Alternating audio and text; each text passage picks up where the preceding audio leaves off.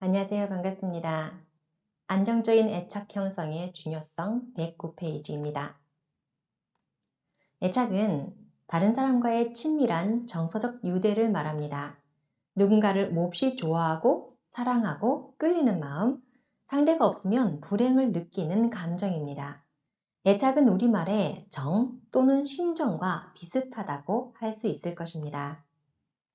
애착은 아기의 발달과 관련된 모든 것에 지속적인 영향을 미치고 특히 정서지능이나 회복 탄력성, 그릿지수 등의 삶의 모든 것과 관련되어 있습니다.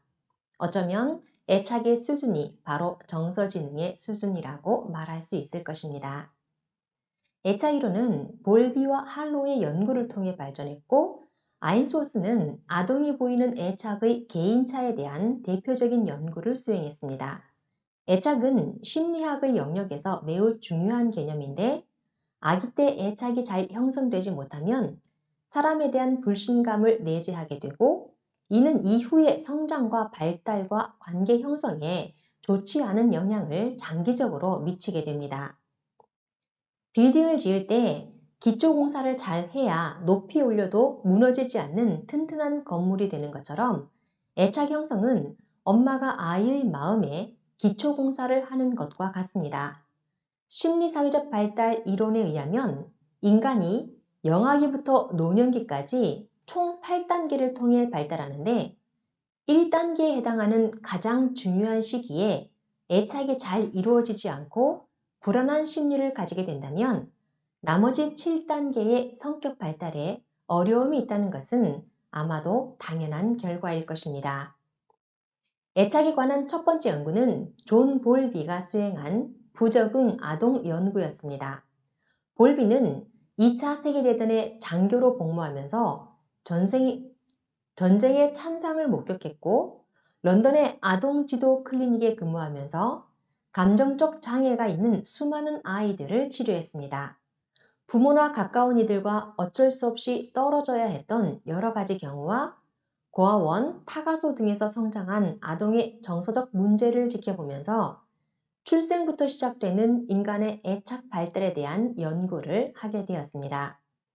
볼비는 전쟁으로 어머니를 잃어 모성 경험이 결핍된 아이들은 성인이 된 후에도 지적, 사회적, 정서적으로 타격을 입고 안 좋은 영향을 미친다는 것을 알게 되었습니다. 아주 어렸을 때 엄마와의 분리를 경험한 아이들은 감정적으로 상당한 고통을 받고 발달에도 나쁜 영향을 주게 되는데 이 경우에 아이에게 음식을 잘 먹게 했다 하더라도 그에 상관없이 지속적으로 아이가 괴로워하더라는 것입니다. 또한 4세 이전에 부모와 떨어져 자란 아이들은 그렇지 않은 아이들에 비해 훨씬 거칠고 주도성이 떨어지거나 과도하게 흥분할 때가 많았습니다. 이런 관찰 결과를 바탕으로 생애 초기에 어머니의 적절한 돌봄 행동에 의해서 아이가 갖게 되는 안정적 애착이 타인과 세상을 이해하는 중요한 토대가 된다는 애착 이론이 발표되었습니다.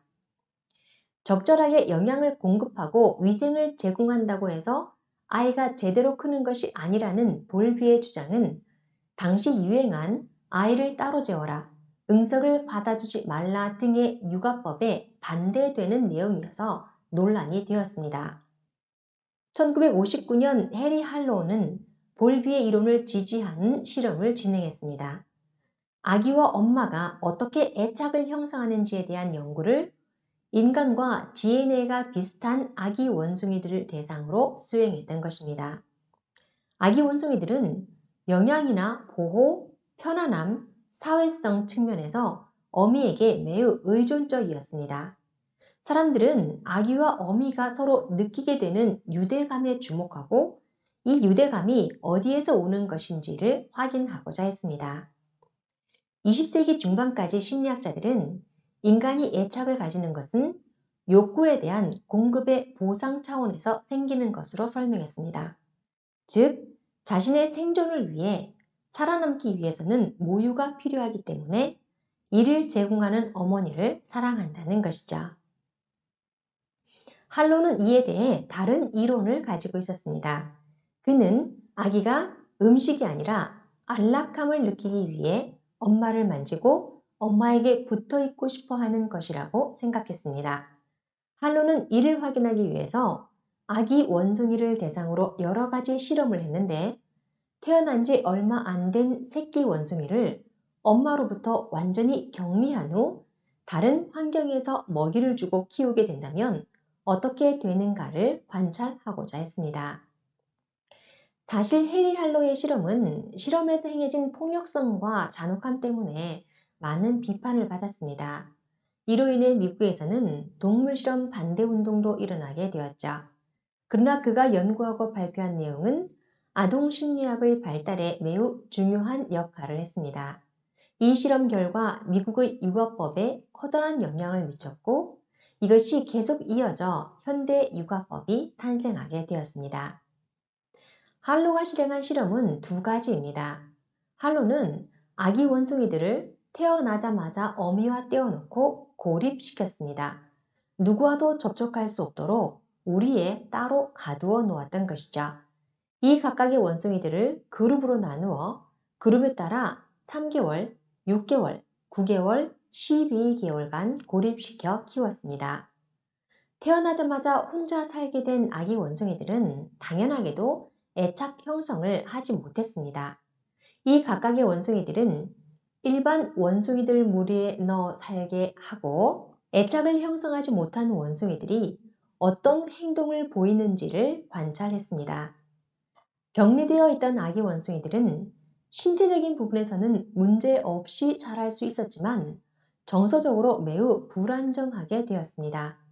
자기 몸을 부여잡고 강박적으로 흔들어대거나 다른 원숭이들을 처음에는 무서워하다가 그 다음엔 굉장히 공격적이 되기도 했습니다. 혼자서 계속 살았기 때문에 다른 원숭이들과 의사소통을 하지 못했고 괴롭힘을 당하는 대상이 되었습니다. 머리털을 뽑고 스스로를 핥히고 자기 팔과 다리를 물어버리는 자해하는 행동을 하기도 했으며 수건에 강한 집착을 보였습니다. 아기 원숭이들의 이러한 비정상적인 행동은 고립 기간이 길수록 비례했습니다. 3개월간 고립된 원숭이들은 상대적으로 덜 손상을 받았지만 1년간 고립된 원숭이들은 전혀 회복할 수 없었던 것입니다. 이를 통해 할로는 애착 형성을 하지 못한 것이 아기 원숭이들에게 영구적인 뇌 손상을 주었다는 것을 확인하게 되었습니다. 할로는 아기 원숭이가 수건에 집착한 것에 착안해서 두 번째 실험을 진행했습니다.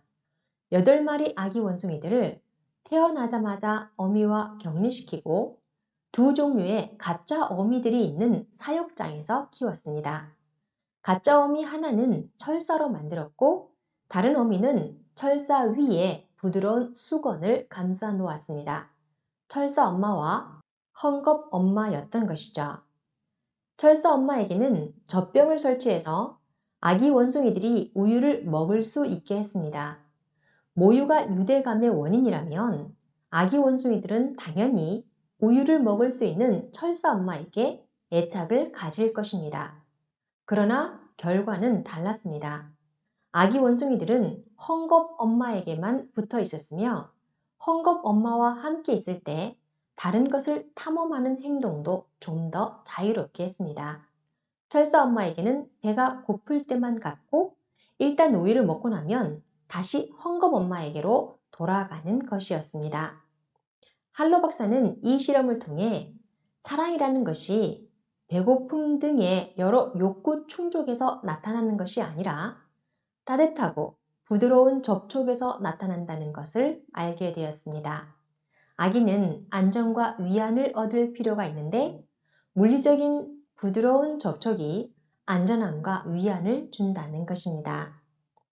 이 발표는 아이에게 깨끗한 환경과 영양 가득한 밥과 좋은 교육을 제공하는 것이 최고의 양육이라고 생각했던 당시의 문화에 상당한 충격을 주었습니다. 아기는 자신이 얼마나 비싼 유모차에 타는지, 얼마나 비싼 분유를 먹는지를 알 수 없습니다. 아기가 아는 것은 엄마의 따뜻한 품과 보호와 안정일 것입니다. 안정적인 애착 형성은 대단히 중요합니다. 아기는 제대로 된 보살핌을 받을 권리가 있고, 따라서 주 양육자인 엄마가 스트레스를 받지 않고 육아에 전념할 수 있도록 주변의 배려와 관심이 필요할 것입니다. 다음 시간에 뵙겠습니다. 감사합니다.